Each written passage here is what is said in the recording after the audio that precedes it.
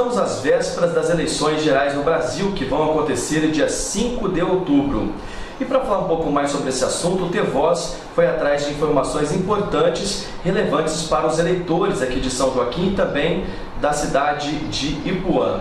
A gente veio aqui no cartório eleitoral de São Joaquim da Barra, vai falar com a Helena Filgueiras, ela que é chefe do cartório aqui de nosso município, que também atende a cidade de Ipuã. Helena, muito obrigado por receber a gente hoje aqui no cartório eleitoral de São Joaquim para falar um pouco mais sobre as eleições gerais do Brasil. Muito obrigado. Nós que agradecemos o espaço e estamos aí para prestar esclarecimentos à população. Helena, estamos aí vivendo as vésperas, as emoções que antecedem as eleições do dia 5 de outubro. Aqui em São Joaquim da Barra também atende a cidade de Ipuã, o que diz respeito a este assunto. Quantos eleitores são de São Joaquim da Barra e também de Ipuã que devem votar nas eleições desse ano? Isso. No município de São Joaquim da Barra, nós temos um número de 36 mil eleitores, distribuídos em 11 locais de votações e 95 sessões. E no município de Ipuã, nós temos 10.800 eleitores em 29 sessões e 4 locais de votação.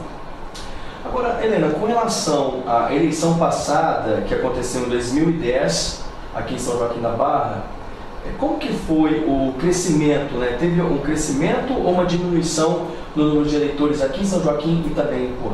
Em São Joaquim nós tivemos um pequeno aumento em relação a 2012 de 1,9% no número de eleitores.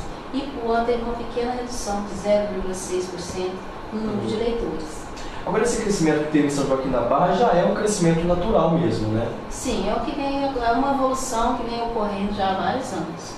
Agora, em Ipuã, ao que vocês acreditam, por que houve talvez esse decréscimo, essa diminuição no número de eleitores? Nós acreditamos que foi devido ao retorno de eleitores que eram de estados do norte e nordeste do país e retornaram para os seus locais de origem. A gente sabe também que aquelas pessoas que já têm 18, 16 anos, os adolescentes, já têm o direito de votar para a escolha de prefeito, vereador, presidente, governador e para outros cargos eletivos. Aqui em São Joaquim da Barra, qual foi a quantidade de eleitores que completaram 16 anos, que foram atrás do título de eleitor e que devem votar nessas eleições? Então, nós fizemos um levantamento, o número de eleitores menores de 18 anos que estão inscritos, são 451 aqui no município de São Joaquim e 143 no município de Ipuã. Agora, Helena, esses eleitores menores de 18 anos que já tiraram o título de eleitor, esses eleitores precisam votar? Eles têm obrigação de votar a partir do momento em que eles tiraram o título ou não? Não, eles, tanto o alistamento quanto o voto para eles são facultativos. Então, se o menor de 16, se o menor de 18 tem o título, mas não quer votar, não vai ter problema nenhum. Agora, a gente observa, Helena, que no país teve uma diminuição dessas pessoas que são menores de 18 anos, maiores de 16, que não são obrigadas a votar, que procuram pelo título de eleitor. Uma pesquisa no Brasil mostra que teve uma queda no número de pessoas nessa faixa etária que buscam pelo voto, que procuram votar. Como que está esse cenário aqui em São Joaquim da Barra e também, consequentemente, em Ipuã? Pois é, nessa faixa etária, as nossas cidades aqui que nós cuidamos acompanham a mesma evolução que você comentou a nível nacional. Em São Joaquim nós tivemos uma redução de em torno de 25% no número de eleitores dessa faixa etária e mais 60% em Ipuã, uma redução realmente. Redução drástica, se fosse falar, sim, percentual. Agora, Helena, quais são as pessoas que são obrigadas a votar e quais são as penalidades para quem deixar de votar no dia 5 de outubro, que são as eleições gerais no Brasil? São obrigados a votar os maiores de 18 anos e menores de 70 anos. Os eleitores analfabetos, independentemente da idade, eles não são obrigados a votar. Agora, e aquelas pessoas que não votarem no dia 5 de outubro, qual a penalidade que ela pode sofrer? A penalidade é uma multa que será aplicada pelo juiz eleitoral, atualmente está no valor de R$ 3,51. Essa multa, se o eleitor faltar em um dos turnos ou nos dois, ele pagará por turno de eleição. Para cada turno ele paga uma multa. E as consequências de não estar quite com a justiça eleitoral é não poder tirar passaporte, não ingressar em cargos públicos ou obstar o acesso a qualquer serviço que exija quitação com a justiça eleitoral. Algumas pessoas, né, na época de eleição, podem estar fora do seu local de votação, podem estar viajando e não vão votar. Como que elas devem proceder no dia da votação? No dia da eleição, o eleitor deve se dirigir a um dos postos de justificativa que tem em todos os locais de votação e, preferencialmente, nas mesas de justificativa. Nós teremos aqui em São Joaquim, na EMEI Parque Arthur Parado, uma mesa de justificativa, e em Puã, na MF Monir Neder. São mesas que foram designadas pela juíza eleitoral especialmente para receber justificativa. Ele deve levar um requerimento preenchido. Se ele não tiver condições de preencher, ele, no dia da eleição, lá mesmo ele preenche. Haverá pessoas para auxiliá-lo no preenchimento e deverá levar também um documento com foto e o título de eleitor. Agora, o voto em trânsito, já o prazo que eles poderiam solicitar isso já terminou, né? Sim, o voto em trânsito encerrou no dia 21 de agosto. Quem se cadastrou para votar em trânsito, mas eventualmente estará aqui na cidade no dia da eleição, ele deverá justificar também. Aí ele não poderá votar, né? Não, porque ele estará cadastrado em uma outra sessão eleitoral. Agora, como que os eleitores podem saber o local de votação? Quais são as sessões, as escolas em que eles vão votar? Tem algum local específico? É aqui no cartório eleitoral que eles podem pedir essas informações? Nós indicamos, primeiramente, o site do TSE, né, tse.jus.br, e também do TRE de São Paulo. O eleitor também pode vir ao cartório eleitoral com um documento com foto ou seu título, para a gente informar o local de votação exato. E nós pedimos uma especial atenção com relação ao local de votação das sessões do Silvio Torquato, as sessões 86 e 94. Os eleitores dessas duas sessões votavam aqui na escola Silvio Torquato, aqui no centro. Essas sessões foram remanejadas lá para a escola Manuel Gouveia, que é ali na Baixada. Então nós pedimos atenção para esses eleitores, que o local de votação que era usual, agora será outro.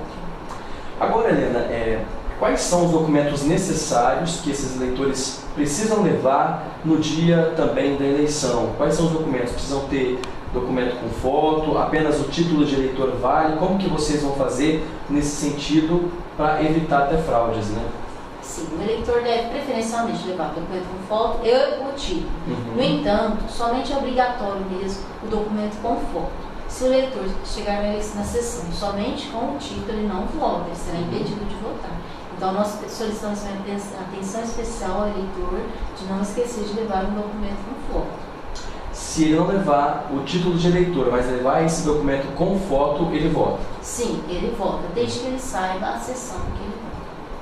Agora, Helena, quais são os candidatos que o eleitor vai escolher nessas eleições de outubro, no dia 5? E qual a ordem também que vai aparecer na urna eletrônica?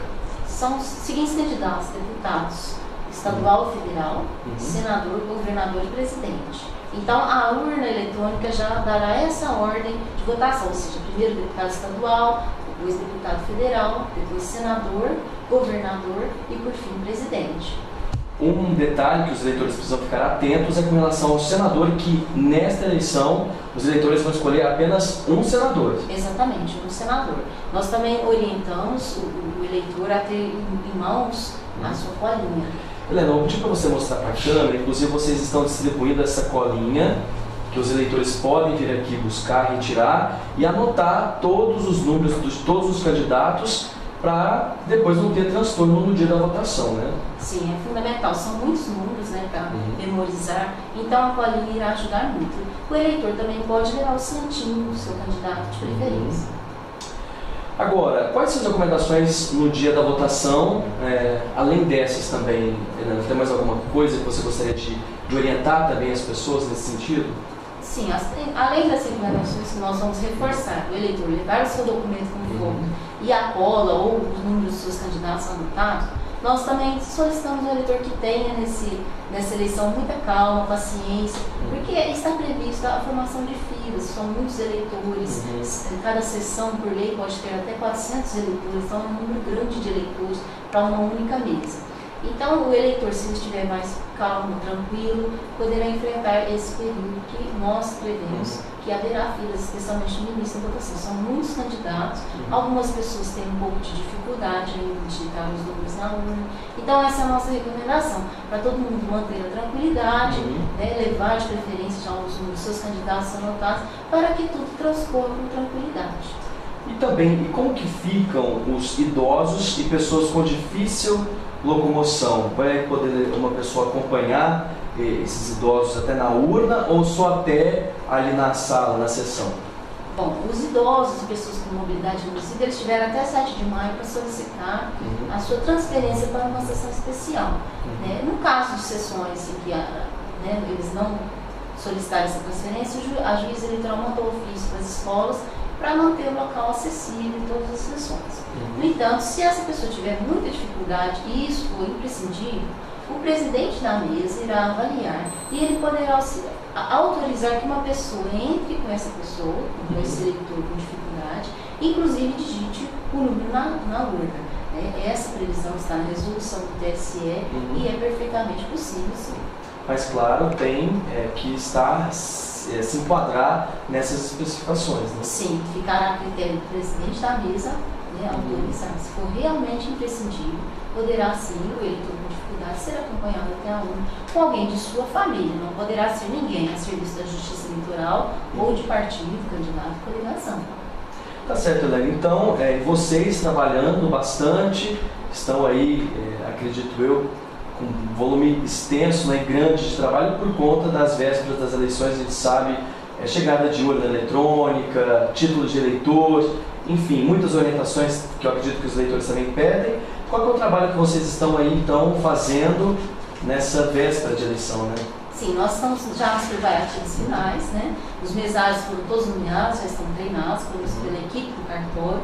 Nós agora, essa semana, iremos preparar as urnas eletrônicas, elas estarão com os dados dos candidatos e dos eleitores para o dia da eleição.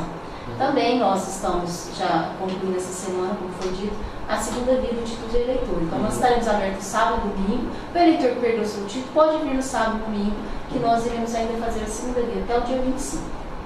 Tá certo, né? Então, muito obrigado por receber a gente hoje aqui no Cartório Eleitoral aqui de São Joaquim da Barra, que também cuida da cidade de Ipuã, para falar um pouco mais sobre as eleições gerais no Brasil, sobre recomendações no momento de votar, o número de eleitores e agora aquelas pessoas que vão escolher os seus candidatos devem observar bastante em quem vai votar, pesquisar sobre as propostas de cada candidato, depois no dia só levar a sua colinha e escolher, né, Helena? Sim, escolher, nós faremos de tudo para deixar tudo arrumadinho, prontinho no dia da eleição. Tá certo, muito obrigado e sucesso no trabalho de vocês aqui. Muito obrigada. Obrigado. Conversamos, portanto, com a Helena Filgueiras, ela que é chefe do cartório eleitoral aqui de São Joaquim da Barra e fala um pouco sobre as eleições e recomendações no dia das eleições.